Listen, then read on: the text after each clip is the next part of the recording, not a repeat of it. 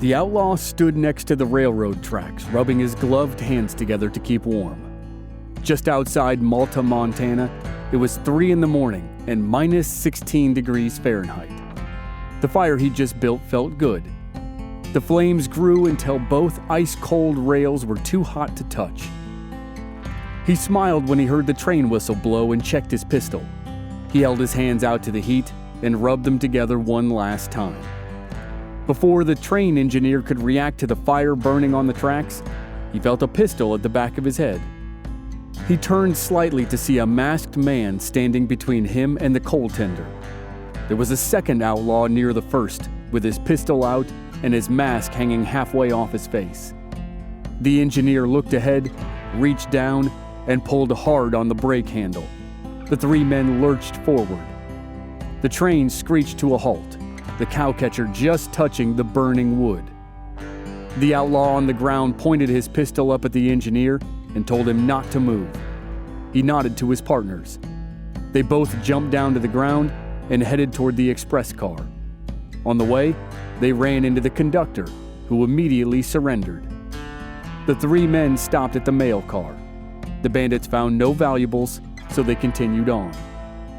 At the express car, the messenger slid the door open. The outlaws ordered him to unlock one of the safes.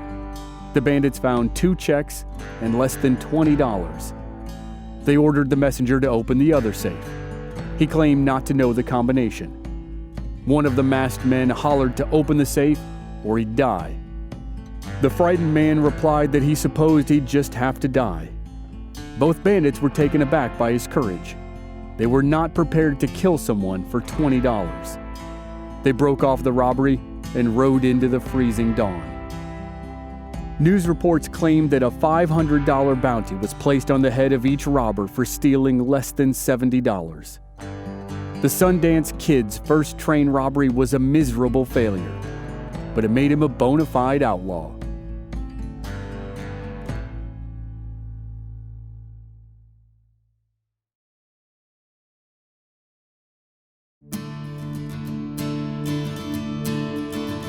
From Black Barrel Media, this is Legends of the Old West. I'm your host, Chris Wimmer, and this is a 4-part series about 2 of the most famous outlaws in American history, Butch Cassidy and the Sundance Kid. This is episode 2, Rustlers and Robbers.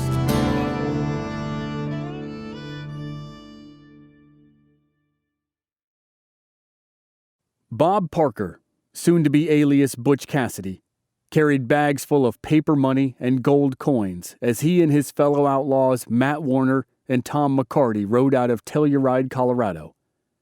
They moved west through the San Miguel Valley.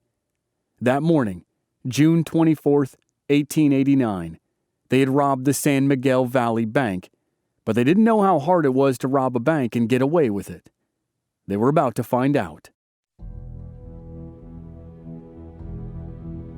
The first relay of fresh horses was posted at Keystone Hill, not far out of the valley.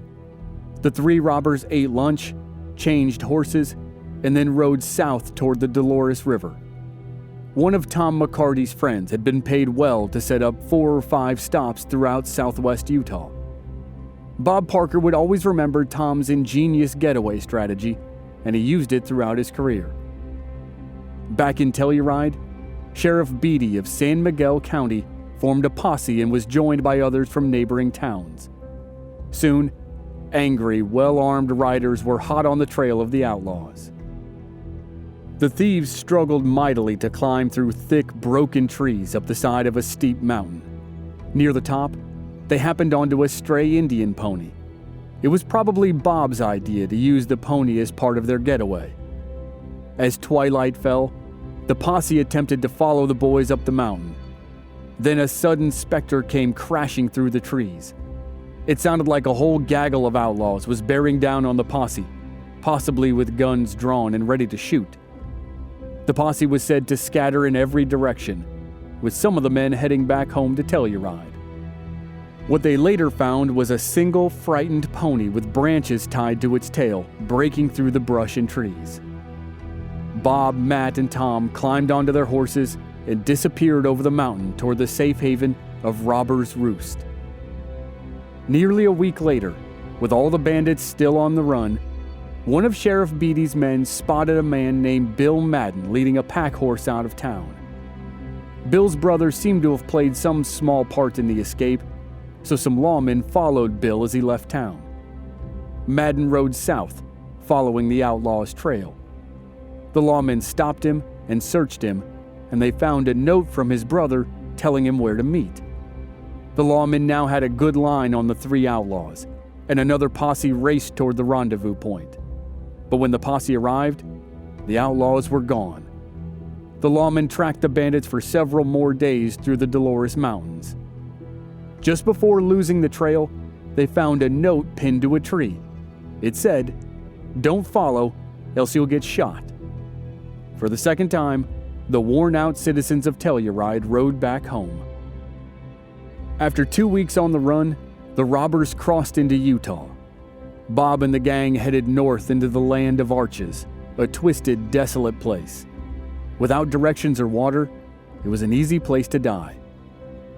Matt and Bob were familiar enough with the lay of the land to survive. The problem was not heat exhaustion.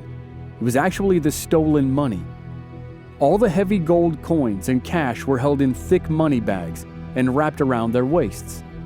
After weeks on the trail, huge bleeding blisters ringed their bodies from carrying all the loot. But they dared not take the chance of hanging the bags from their saddles for fear of their horses being shot out from under them. The thieves had not anticipated the possibility of dying from infection because of the sheer weight of their stolen money. But they survived. They spent a few days at Robbers' Roost and then crossed back into Colorado. They narrowly escaped another posse's attempt to bring them to justice. Then Bob Parker, Matt Warner, and Tom McCarty made it to Brown's Hole. There they found friendship and sanctuary, if only for a little while.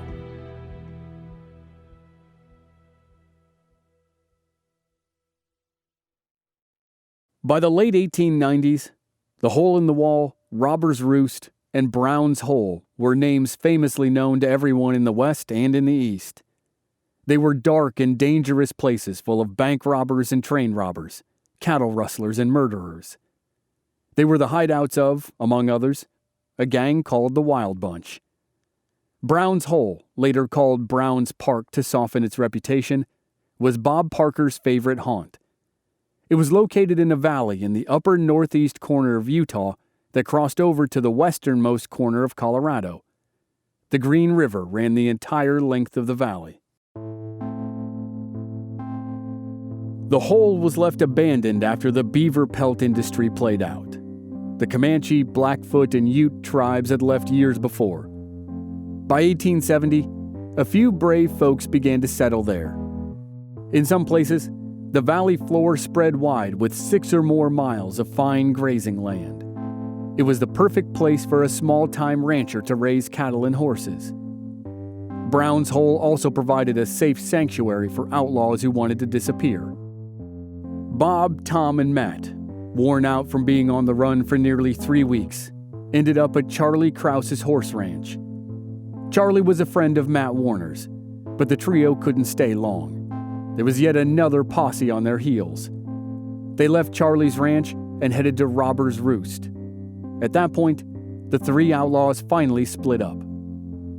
Bob Parker ended up circling back around to Brown's Hole. He had survived the pursuit, and for the first time in a long time, he didn't feel like he was being chased. That was when he changed his name to George Cassidy. He went to work on the ranch of Herbert and Elizabeth Bassett. He found a family who took him in as one of their own. The Bassetts had migrated west from Arkansas and settled along the Green River. Their ranch soon became the center for social gatherings in the valley, and George Cassidy fit right in. When George wasn't working as a ranch hand, he was in the Bassett's library. Sundays were for church and horse racing. George was the best jockey and won the most money. At night, cowboys and outlaws from all over Brown's Hole rode to the Bassett Ranch to attend dances. But then one day, without warning, George Cassidy left the Bassett Ranch and Brown's Hole. No one knew the reason, and he never offered one. He drifted up to Rock Springs, Wyoming. There he found only coal mining. He was not keen on spending his days breathing the coal dust that caused an early death. But he did find a job, and it was the one that gave him the first name that would become known throughout history. To be a good rustler, a man had to be able to butcher a cow quickly and precisely, usually on a moment's notice, sometimes even in the dark. Throughout the frontier, town butchers might offer their services to a stray outfit for cash. The butcher at Rock Springs liked George and hired him. Soon, George was the favorite of the shop, especially with young wives and children. Like all the other stops before it, George Cassidy didn't stay in Rock Springs very long. Maybe he got into trouble at one of the saloons, or maybe he just got tired of cutting meat. But after his brief stint as a butcher, he was now known as Butch Cassidy.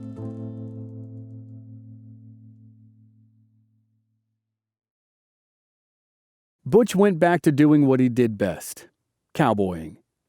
He took up with the EA Ranch near Wind River, Wyoming.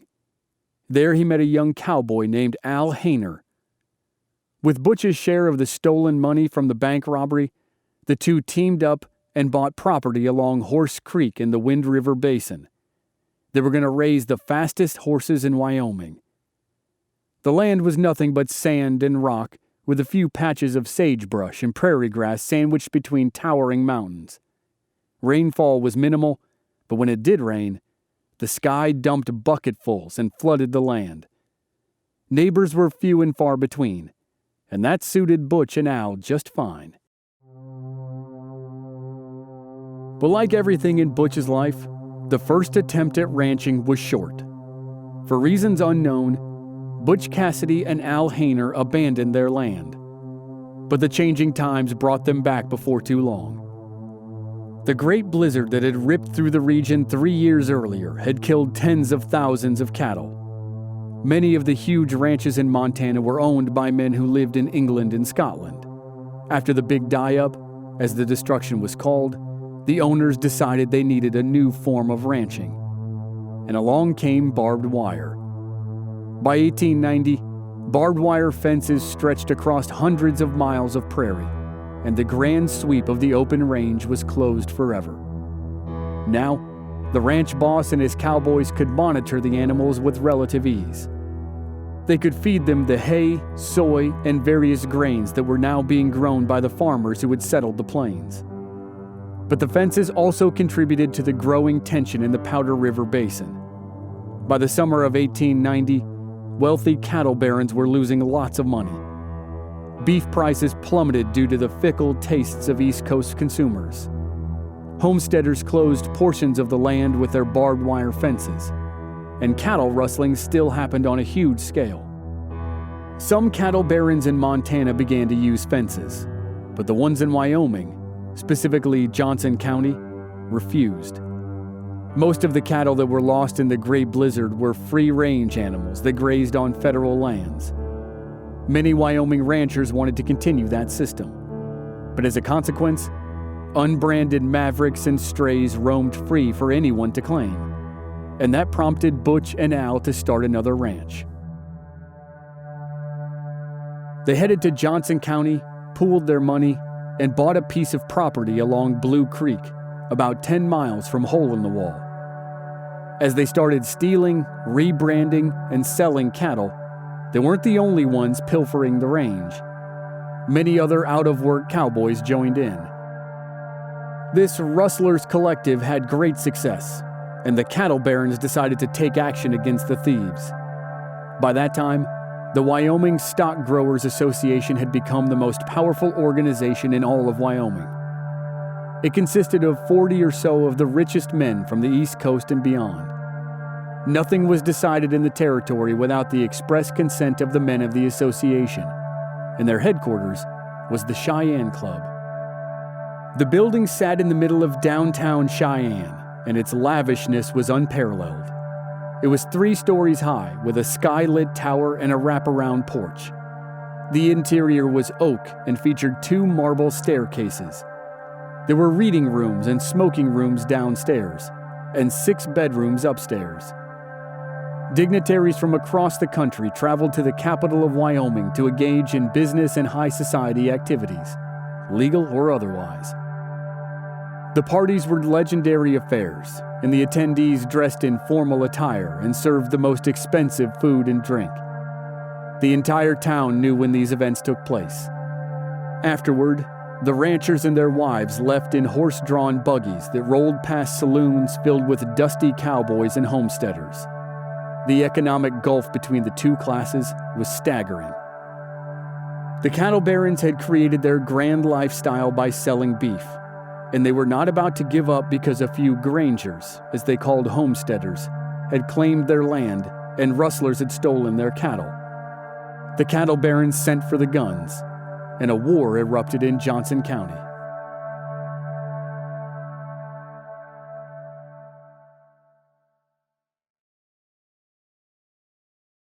Most of the ranchers hired gunmen from Texas.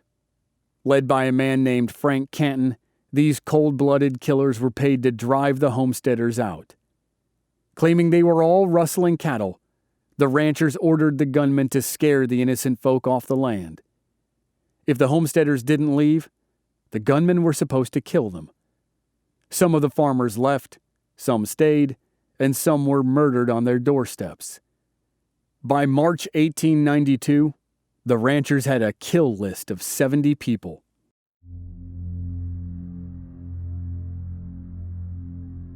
The governor sanctioned the use of 50 armed men to go to Johnson County and find the 70 people on the kill list. A man named Nate Champion topped the list. Champion forced the hired killers into a standoff near the small town of Buffalo, Wyoming. 200 or more homesteaders showed up to fight the gunmen, but Nate and his friend were killed as they tried to escape. After a 3-day siege, the governor telegraphed U.S. President Benjamin Harrison to intervene using the cavalry. The hired gunmen were taken into custody, but ultimately released. Frank Canton, the leader of the gunmen, went on to become a U.S. Marshal in Oklahoma. Though no one went to jail, it was a huge defeat for the cattle ranchers of Johnson County, Wyoming. Homesteaders and sheep herders eventually took over most of the parceled land and strung it with barbed wire fences. The Great Cheyenne Club lost its radiant luster. The cattle rustling of men like Butch and Al helped instigate what became known as the Johnson County War. But they missed out on the bloody events. Butch and Al had gone back to their first ranch in the Wind River Basin and dealt in stolen horses. One day, they bought 3 horses from a young man from Lander, Wyoming. It was a typical transaction, and they didn't ask where the horses came from. Within days, Butch and Al learned that a couple big ranchers were out to get them. It was said the horses were stolen. Butch and Al left their spread at Horse Creek and were back on the run. They wintered outside a town called Auburn in Star Valley, near the border of Idaho. They holed up in the cabin of a friend and debated the safety of going back to resume operations at their ranch. That spring, they were too late. A 2-man posse arrived in Auburn. One was a rancher, the other was a deputy sheriff. In town, they found a girl who ran errands for Butch and Al and persuaded her to take them to the outlaws. Al was caught working on a small sawmill on the property. Butch was snoozing in the cabin when he noticed things outside were awry. The deputy sheriff shouted that he had a warrant for Butch's arrest. Butch hollered back to get to shooting. The deputy burst through the door. He pointed his pistol at Butch's belly and pulled the trigger, but the gun misfired. He kept pulling the trigger until he finally got a shot off that grazed Butch's forehead. The rancher tackled Butch and placed him in handcuffs and shackles. The alleged horse thieves were taken to the town of Lander and thrown in jail to await trial.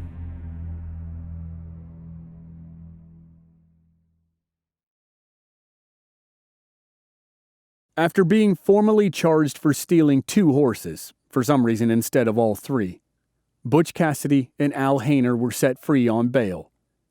The case was delayed for a year because of absent witnesses, so Butch went back to stealing horses and cattle.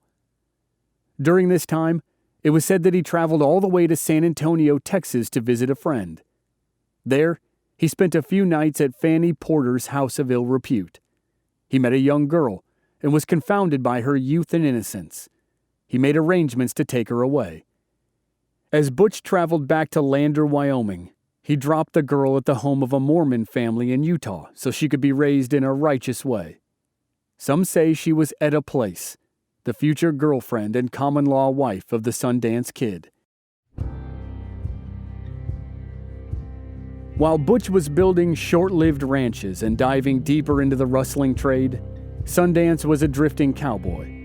He moved around Montana and then up to Canada and then returned to Montana.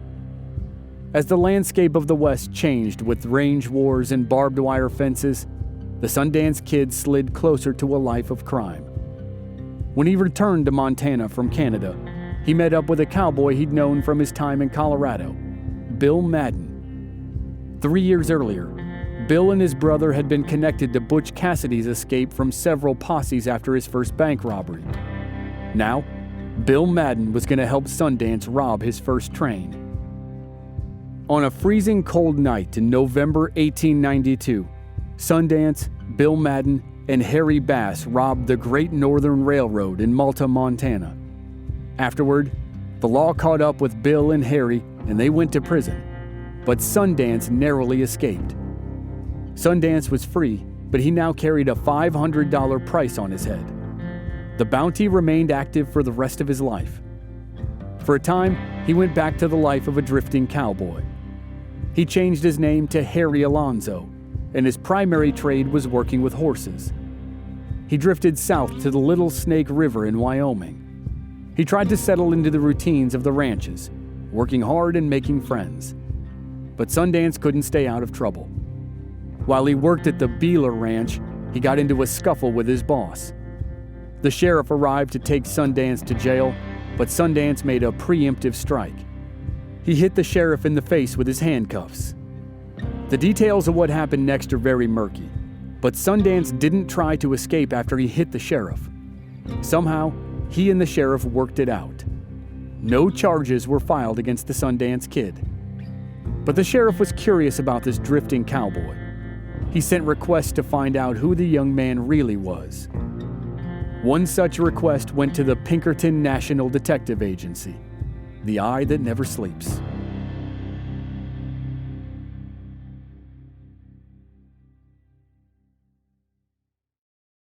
Butch Cassidy's trial for horse theft had been delayed for a year, but now it was time to face it.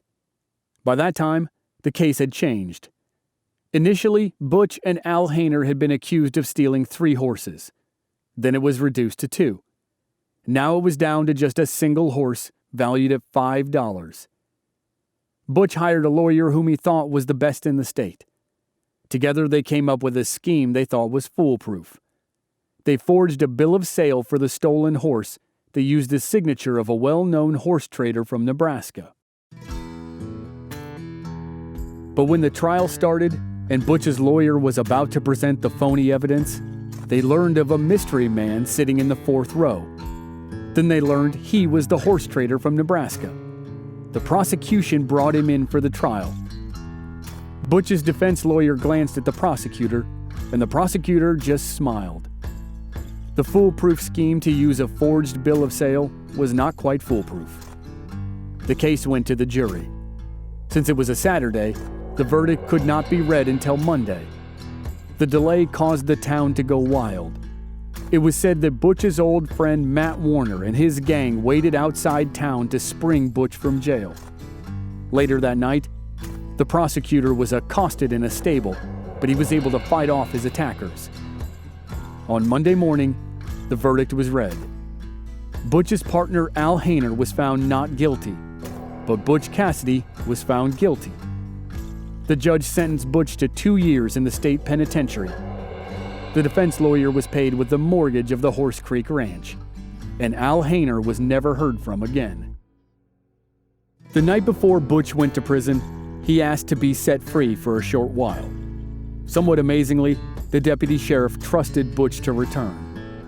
Maybe it was because Butch was paying a visit to the prosecutor who had just sent him to prison. Butch and the prosecutor were old friends. and Butch actually visited more with the man's wife and mother than he did his friend. It was said the prosecutor's family never forgave him for pursuing the case, and Butch never forgave him either. Either way, Butch was back in jail by sunup, and then the sheriff took him to the Wyoming State Prison. The warden met Butch and the sheriff at the gate. The warden asked why the prisoner was not wearing leg shackles. Butch said, "Honor among thieves, I suppose," and walked into prison.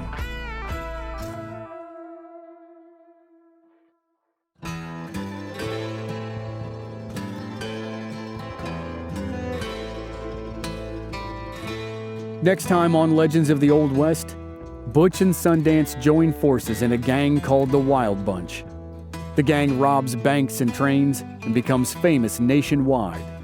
So famous that it attracts the attention of the Pinkerton Detective Agency. With the heat bearing down on them, Butch begins to dream of a new life in South America. That's next week on Legends of the Old West.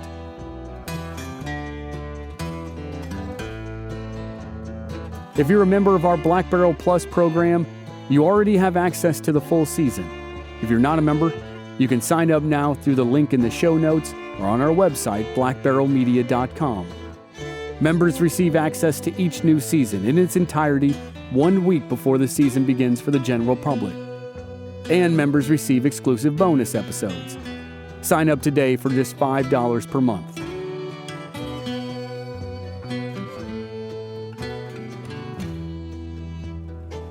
This season was researched and written by Mark C. Jackson, the award-winning author of An Eye for an Eye and The Great Texas Dance from the series The Tales of Zebediah Creed. The closing music is A Theme for Butch and Sundance, written and produced by David R. Morgan and Mark C. Jackson. Audio editing and sound design by Dave Harrison. Original music by Rob Valier. I'm your host and producer, Chris Wimmer. If you enjoyed the show, please leave us a rating and a review on Apple Podcasts or wherever you're listening. Check out our website, blackbarrelmedia.com, for more details, and join us on social media. We're at Old West Podcast on Facebook, Instagram, and Twitter. Thanks for listening.